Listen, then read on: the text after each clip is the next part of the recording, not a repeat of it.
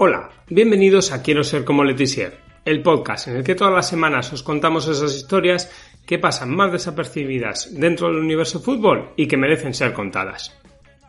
Después de unos días de desconexión y turismo, por fin he podido volver a mi amada Italia, volvemos a la carga. Lo de desconectar siempre está bien, yo lo iba necesitando, la verdad. A nivel laboral no me puedo quejar, ya que hago algo que me gusta y me reconforta.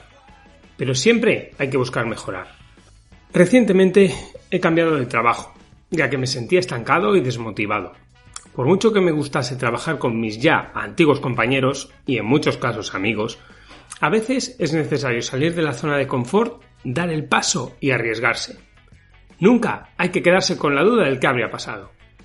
Igual os da un poco lo mismo esta reflexión mía, pero necesitaba contarlo. Sin más preámbulos, empezamos. ¿Quieres ser como Letizier?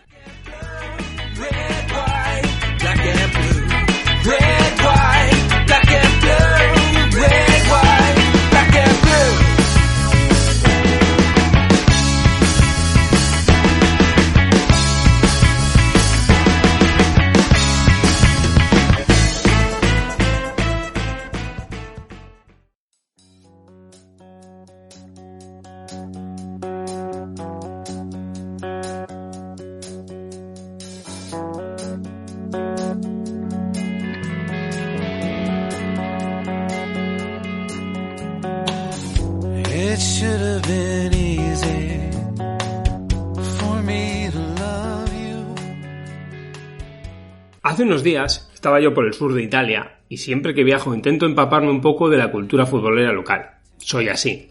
Evidentemente me llaman la atención los grandes futbolistas y los grandes estadios, los grandes clubes, los grandes focos, vaya. Pero también aprecio las pequeñas historias. Bueno, creo que si soléis escuchar este podcast, esto último os habrá quedado bastante claro. Pues bueno, revisando Twitter en uno de estos días, di con un perfil que me interesó bastante. @Pablo Pérez Berín. Se trata de Pablo Pérez Blanco, un joven defensa surgido de la cantera del Celta y que tras un paso por distintos equipos de la extinta Segunda B española dio el paso y se marchó a jugar a Italia. Y creo que es mejor que os cuente él su historia, ¿no? Hola Pablo, bienvenido a Quiero ser como Letizier para charlar un ratito de fútbol. Hola Gaiska, ¿qué tal? ¿Cómo estás? Bien. Pues mira, para quien no te conozca un poco, vamos a hacer una pequeña introducción. Tú terminas tu formación en el Celta con 20-21 años y sales y tu primer destino es el País Vasco, al Arenas de Guecho, que entonces dirigía Bolo, antes de empezar un viaje por casi todos los grupos de la Segunda B. Sobre el Arenas, un histórico, que como ya hemos hablado antes, nosotros con la Moreleta nos enfrentamos. ¿Cómo te fue aquella primera experiencia y bueno, un poco el resto del viaje por Segunda B? Pues como tú dices, yo jugaba en el equipo de mi pueblo con 15 años, en tercera división, en el Berín, y ahí tuve la suerte de irme al Celta. Luego en el Celta estoy los 3 años de juveniles, firmo un contrato profesional de 3 años en el filial, pero que al final estoy el primer año en el Celta B, el segundo me voy cedido al Somozas, el tercero rescindo y es cuando me voy al Arenas de Guecho. La verdad, la primera experiencia muy bien. Siempre me quedó un buen sabor de boca del Arenas. Al final nos renovamos otra vez allí por entre una cosa y otra porque no llegamos a acuerdos, pero la verdad que seguir en el País Vasco hubiese sido uno de mis objetivos prioritarios siempre. Luego a raíz del Arenas me voy al Palencia, del Palencia firmo en Jumilla, al grupo 4, la verdad que acaba muy bien el año, que iban en playoff. Allí me llama Pichi Lucas, es un entrenador que cuando yo era juvenil en el Celta, él estaba en el Celta B y me subía siempre a entrenar, me llevaba con él, al final nos metemos en playoff y luego pues vuelvo a Galicia y estoy 2 años, uno en el Somozas de nuevo y otro en el Orense, y ficho en el Marino de Luanco. Marino de Luanco también un equipo muy similar al del Arenas de Guecho, no con tanta historia, porque al final estamos hablando del Arenas, que fundador de la Liga, etcétera, ganador de la Copa del Rey, pero también me encuentro muy bien, un equipo humilde, me van muy bien las cosas, y ahí aparece el tema del COVID, entonces paró todo así un poco y empezó otra etapa en mi vida de futbolística. Uh-huh. Te quiero preguntar, como futbolista, no sé, a la gente que no conozca lo que es el Arenas, cuando tú estabas jugaba en Govela, un campo pequeñito de hierba artificial. ¿Cómo es para un futbolista jugar en ese campo? Porque siempre los equipos de fuera decíamos, la jaula, no sé qué. Para el jugador que juega ahí todas las semanas, ¿cómo es? Al final se vive un ambiente, no sé lo que se puede vivir en Anfield, pero tú llegas a Govela y sabes que ahí pasan muchas cosas. Tú puedes estar perdiendo 2-0, que dices, este partido lo levantamos, y lo levantas. Era increíble. Cuando atacabas hacia la portería de aquí, de donde salías en los vestuarios, yo no sé cómo pasa, que ganábamos siempre. En Govela, no sé si nuestro año perdimos un partido en todo el año. Una cosa sí, que hicimos Copa del Rey, pero si vive un ambiente que es especial, el balón siempre está en juego, si lo conoces, si te adaptas rápido a ese tipo de campo, puedes competir, pero como tengas un mal día, cuando te das cuenta ya tienes 3 encima. O sea, se vive un ambiente muy bonito, la verdad. Bien, bien. Ya lo has comentado tú, damos un salto hasta julio de 2020, que bueno, el COVID, te quedas sin equipo. ¿Qué pasa por tu cabeza en ese momento? Porque tú tendrías entonces 25, 26 años, joven, que claro, te quedas sin equipo, dices, ¿qué pasa por tu cabeza? Pues te digo la verdad, ese año estaba haciendo muy buen año en el Marino de Luanco, y yo cuando acaba todo esto del COVID dices, bueno, pues ahora a ver qué pasará, y sinceramente te lo confieso, me esperaba una buena oferta de algún equipo puntero de Segunda B, porque me empezaban a hablar, o sea, bueno, rumores, el mercado del fútbol, y entre una cosa y otra pues va pasando los días, las semanas, los meses, y me planto en septiembre, cuando cerró el mercado ese año en Segunda B, cerró un poco más tarde, yo aguantando hasta el último día, y una vez que acaba el mercado digo, ¿y ahora qué? Y justo aparece lo de Italia, aunque lo de Italia me habían llamado para una mucha mejor oferta de la que cogí al final. Tú imagínate, primeros de agosto empezaban las pretemporadas también en Italia, y me llama un equipo que es un equipazo. Yo metía vídeos en YouTube y decía, madre mía, pero ¿cómo esta gente está tan...? O sea, como Argentina, ultras espectáculo, se llama Fidelis Andria, era el equipo. Y digo, confío en que me salga algo en Segunda B en España bueno, entonces no me la juego y voy a decir que no. Rechazo aquella oferta, el mercado se me empieza a complicar, y luego digo, quiero volver aquí. Aquí me dicen que no, entonces a través de un representante pues que me empieza a mover por aquí por Italia, me saca la oferta del Gravina y digo, bueno, pues vamos para Italia. ¿Qué información tenías de ese equipo, del Gravina, antes de firmar con ellos? Pues tengo suerte porque justo había un ex compañero mío, había estado el año anterior allí. Que justo él también se hizo muy buen año en Gravina y fichó un equipo que estaba cerca, en el Avelo, que es un pueblo cerca, que también había otro español. Entonces él me habla bien de Gravina, muy bien. Que era una sociedad, un club muy serio, que pagaban bien, que en teoría siempre suelen hacer buenos equipos para jugar el playoff, para intentar ascender. El pueblo era 40.000 habitantes, me habló bien también que había mucha vida, entonces digo, pues vámonos para allí. O sea que dentro de lo malo de venir a un país diferente, venía con la referencia a corto plazo, que luego resultó de lo que me había dicho él, fue un poco diferente, porque al final, post-COVID, los equipos también no sabían muy bien cómo iban a reaccionar, el tema de socios, al principio no entraba gente al campo, los patrocinios también no podían meter dinero en el fútbol, entonces era una inestabilidad muy grande. Claro. Entonces ese club serio que al final me fue muy bien y fue serio hasta el final, pero ahí los principios fueron difíciles, muy difíciles. Me imagino, además llegaste, digamos, igual con la pretemporada, o sea, con la temporada ya iniciada, que siempre es un poquito complicado, ¿no? Exacto, llegué a la jornada 3. Entonces yo llego a un país que no hablaba ni papa, me meten en un hotel, tampoco no puedes afrontar conversaciones con los directores, con el entrenador, entonces poco a poco pues te vas metiendo, pero sí, los principios fueron muy duros. Bueno, hasta el momento tú has estado en Italia en la serie de 2 temporadas, la 2021 en el Gravina, termináis sextos. En el Girones me imagino que es algo similar al grupo, ¿verdad? Grupo H. Exacto, sí. Vale. Y luego esta temporada que acaba de terminar, la 21-22, en el Breno, en el grupo B, que está cerca de Milán, de Brescia. Es la misma categoría, pero una cosa es en el grupo, en el sur, ¿no? Porque me comentaste que Gravina está en Matera o cerca de Matera. Sí, exacto. Es Pulla, pero es la provincia de Bari, pero está al lado de Matera. Uh-huh. Vamos a ver un poquito de geografía para que si alguien no lo sepa, es el tacón de la bota de Italia. Y el otro equipo en el que acabas de estar es el norte. Hay mucha diferencia, porque se habla mucho de la diferencia en cuanto a país general entre norte y sur. En la misma categoría en lo futbolístico. Son dos países diferentes, en la sociedad y en lo futbolístico. Estamos hablando de que el sur de Italia, la Serie D, que por ejemplo en España muchas veces pensamos Serie D, pues el cuarto nivel, como la tercera división, no son comparables porque aquí hay 8 grupos en toda Italia, creo que Italia tiene más millones de habitantes que España, o sea, no es comparable. Pero bueno, estamos hablando del sur, que son mini ciudades, pueblos grandes, que tienen su pedazo estadio, que meten a los tifosi, que le llaman ellos, tienen grupos ultras. Estamos hablando de 3.000, 4.000 personas prácticamente en todos los campos.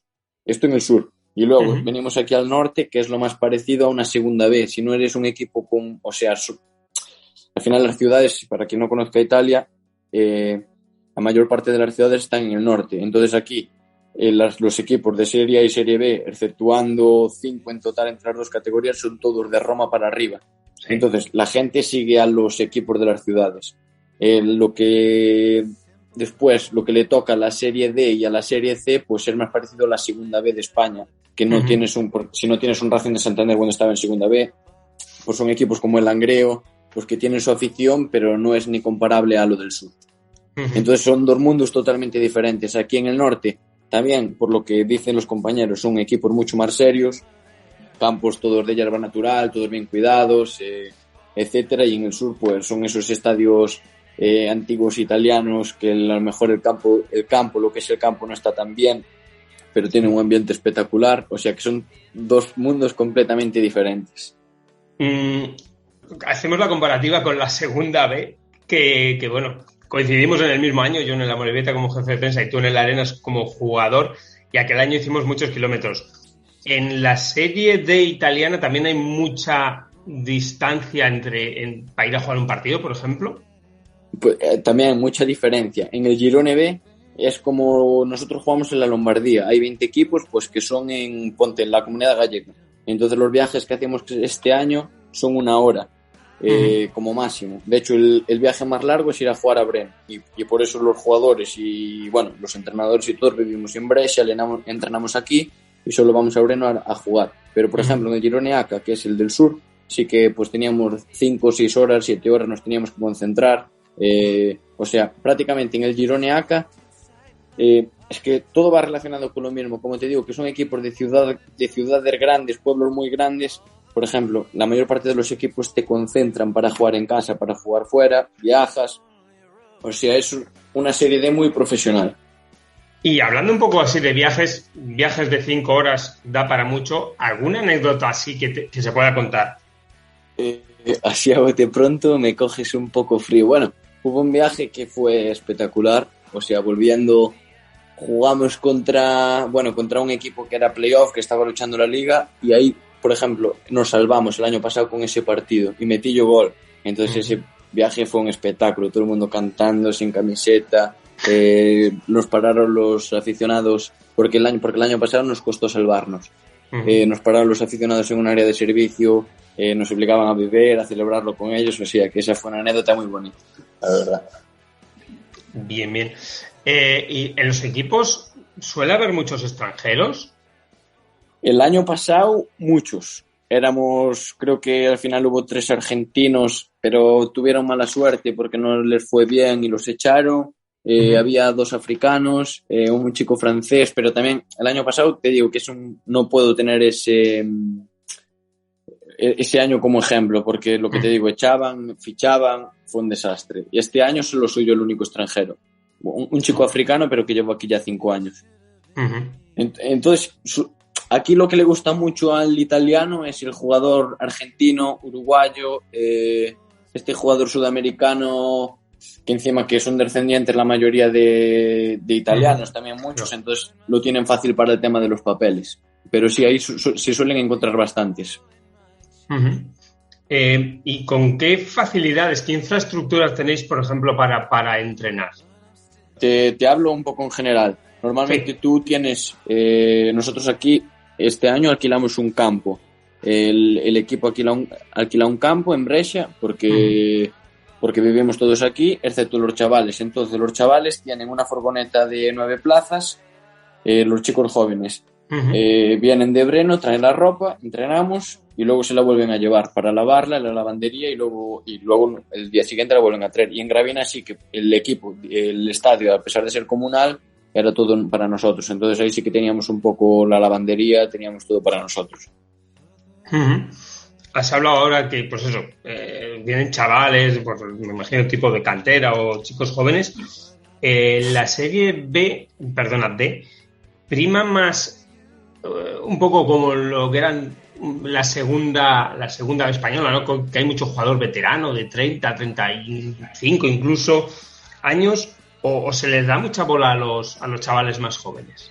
Es que te cuento, ahora que lo comentas, aquí hay, o sea, la idea del país es potenciar a jóvenes y de hecho hay una norma que la mayoría de la gente no sabemos hasta llegar aquí, que es que en cada equipo, en el 11 titular, siempre tiene que haber 4 chicos jóvenes en el campo. Es decir, este año cuadraba un 2002, que sería juvenil de último año, si no me equivoco, un 2001, un 2000, perdón, este año empezaba el 2003, que es el último año de juvenil, un 2002, un 2001, un 2000. Para hacerte entender que al final, si cambia un 2003, tiene que entrar un 2003. Si cambia un 2002, tiene que entrar un 2002 o un 2003. Entonces, siempre tiene que haber 4 jóvenes en el campo. Entonces, son plantillas muy largas en las que normalmente jugadores veteranos, es verdad, porque al final la responsabilidad cae sobre ti. O sea, tú imagínate, aquí en Italia te lo dan todo. Te dan medios, te dan todo. Pero fichan 9, 10 jugadores mayores que son los que tienen que tirar del equipo, porque al final los jóvenes que lo hacen para potenciarlos, pero para mí se equivocan, porque al final saben que tienen que jugar, entonces no motivan al jugador. Un 2003, lo único que compite el puesto es contra el otro 2003. Si el otro 2003 pasa de todo, sabe que va a jugar todo el año. Entonces es una norma un poco complicada, que desde mi punto de vista no estoy de acuerdo porque la meritocracia no existe. Ya. Sí, es un poco por obligación, digamos. Exacto. Entonces los equipos se aprovechan también mucho de eso. De hecho, creo que la Federación Italiana, el equipo, que a lo largo de las jornadas, al final hacen como una liga, una clasificación de los jóvenes. Y aquellos equipos que la media de edad sea más joven, al final que hayan jugado los jugadores más jóvenes, creo que le da 25.000 euros, leí hoy. Entonces es un poco negocio. Muchos equipos pues hacen jugar jóvenes, un país un poco particular. Sí, Italia para lo bueno y para lo malo es particular. Exacto. Claro, tú ya me has contado que has tenido, digamos, un poco dos experiencias bastante distintas en cuanto a la seriedad de los clubes, pues en la Gravina justo después del COVID o en mitad del COVID. Pero en general los clubes de la Serie D italiana ¿se puede decir que son serios? Pues la fama es de que no. Yo al final la suerte que tengo es que los 2 sitios que estuve cobré todo el dinero, al final lo pactado llegó tarde pero llegó. Pero en norma general te diría que sí, pero que el jugador que no está defendido. Es decir, es que por lo que hablamos de país particular, tú llegas aquí, tú vienes con un contrato, como pasa en España, tú haces un contrato con el club que acuerdas la cantidad que sea y ya está eso. Luego, en caso de que no te paguen, denuncias a la AFI y cobras ese dinero. Pero aquí en Italia, en teoría, hay 2 contratos. Ese que dicen que no tiene ningún tipo de valor, el que vale es el que tú depositas en la liga. Entonces, como máximo te dicen que en ese contrato de la liga el equipo, para no pagar tasas, es de 10.000 euros. Es lo máximo para que ellos no paguen tasas. Entonces, la mayoría de los jugadores te mandan ese contrato de 10.000 euros a la liga y al final es lo único que puedes reclamar. Porque encima te denuncian ellos como los denuncias por tener un contrato privado sin declarar.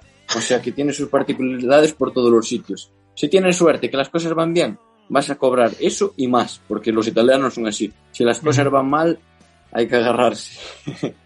Ya veo, jolín. Como ya hemos dicho, es un país particular. En tus 2 temporadas ahí, ¿te has enfrentado a alguno de estos gigantes caídos, pues como yo que sé, Palermo, que acaba de volver a la Serie B, o el Módena, alguno de estos equipos con cierta enjundia, o no has tenido esa posibilidad? Pues el más histórico contra el que he jugado es el Taranto. Taranto, que ahora está en Serie C, ascendió el año pasado Serie C, pero también tiene mucha historia. Es un estadio enorme, con pasado en Serie A no hace mucho. Por ejemplo, todos los que están, el Palermo, el Catania, el Messina y todos estos cuadran en el Girone I, que es el de Sicilia. Sicilia, vale. Calabria y un poco de Campania, porque la divina ahí, pero por el resto solo Taranto. Bien. ¿Y algún futbolista, puede ser compañero, excompañero o incluso rival, tú juegas de central, con al que te hayas enfrentado, que digas, joder, este tío, qué bueno es, que hace jugando aquí? Pues Tisone, ¿sabes quién es? Que estuvo en el Málaga. Sí, sí. Aquí jugó en Serie A muchísimos equipos. Eso estaba en el Taranto el año pasado y ves que no sé cuántos partidos en primera. No sé si también estuvo en el Mallorca, en España en primera división. Sí, creo que sí, sí. Y no es muy mayor, y ese chico ves que juega otra cosa, por ejemplo. Uh-huh. Y después, otra particularidad aquí en Italia, que noté con el tema de los jóvenes, tú imagínate, los equipos le pagan un pastizal a los atacantes. Sí. ¿Por qué? Porque normalmente los jóvenes los usan el lateral derecho, el portero, un media punta, y si juegas con defensa de 3 centrales, pues te meten ahí otro joven. Entonces, los equipos lo que intentan hacer es planear los partidos para atacar por donde está siempre el joven, el de 2003, pues por ahí meten al mejor jugador contra el más joven. Hombre, tiene su lógica, ¿no? Sí. O sea, hay que aprovecharlo al máximo. Claro, eso yo creo que lo haríamos todo. Como central, ¿se juega mucho a sacarla desde atrás o es más pelotazo el juego que se ve o que se puede ver en Serie D? Es una pregunta común que me hacen y sorprende. Tú te imaginas Italia, catenaccio, juego táctico, que defensa, y luego cuando llegas aquí te sorprende que la mayoría de los equipos, cuando saca el portero, la juegan desde atrás. Yo, de hecho, este año, con el entrenador que he estado, es el año que más me han hecho jugar en toda mi vida. O sea, que había que jugársela pasase lo que pasase, había que jugársela. Y por norma general, se juega muchísimo. ¿Y tú te encuentras como en esa situación o...? Sí, o sea, mi fuerte es el fútbol vasco, como te voy a decir, competir, etcétera, etcétera. Pero aquí me adapto también y la verdad que me ha ido muy bien y sobre todo he aprendido muchísimo. Esto me ha vuelto a mi pasado del Celta de Vigo, donde teníamos que jugar desde atrás, que liderábamos el partido con el balón, que era todo a través del balón desde atrás, para progresando. O sea que me he divertido este año. Bien, me alegro.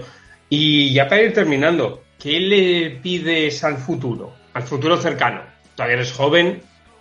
Pues al futuro cercano le pido que no lesionarme, porque eso es lo principal. Uh-huh. Y en cuanto a proyectos deportivos, ojalá me pueda meter en un proyecto deportivo para intentar ascender o ganar la liga o vivir el fútbol italiano, que yo veo vídeos de estadios llenos en Serie D, te estoy hablando, con la afición volcada. Pues me apetece vivir un año así, una experiencia del tipo. Pues perfecto, desde Quiero Ser Como Letizier te seguiremos. Y nada, Pablo, muchísimas gracias por este ratito, por esta charla y nada. Gracias a ti, Gaisca, un placer.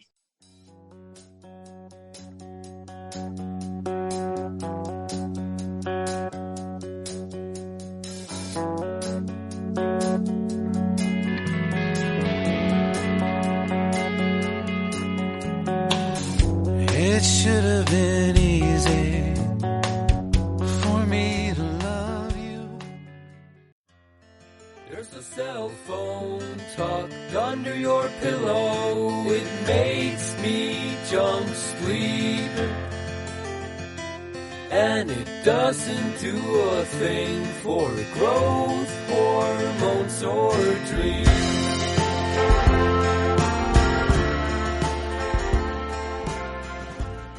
Es hora de despedirnos y lo vamos a hacer con la de cerrar, que me gusta a mí homenajear al bueno de Pepe Pinel, que no es otra que el Weapons de Dark Rock. Espero que lo hayáis pasado bien conociendo a Pablo Pérez Blanco y de paso descubriendo desde dentro la Serie D italiana. Espero vuestros comentarios y sugerencias en iVoox, en mi Twitter, g_arteche, en Instagram o en la página de Facebook de Quiero Ser Como Letizier. Por cierto, Alvin, gracias por tu apoyo semana tras semana. Como ya sabéis, todo el contenido de este podcast y alguna cosita más lo tenéis en quierosercomoletizier.blogspot.com. Si queréis ir directamente al grano, buscad en vuestro reproductor de podcast favorito Quiero Ser Como Letizier, con 2 S.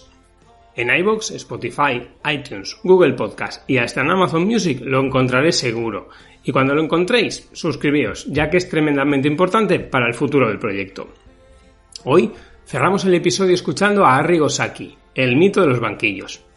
Hasta la semana que viene. Ahora basta jugar bien, debemos ganar. No, si uno juega bien, gana. Puede ser que, quizá, que un equipo está jugando bien, un buen fútbol, pero no tiene individualidades tan elevadas, y otro equipo juega menos bien, pero tiene esta individualidad y va a ganar. Pero no hay que confunderte, hay que mejorar también el juego. And when we awake, it's vampire time, and I'll know you for real. And then late at night, when it's drunk dial time, I'll tell you how I feel. Was that a ghost?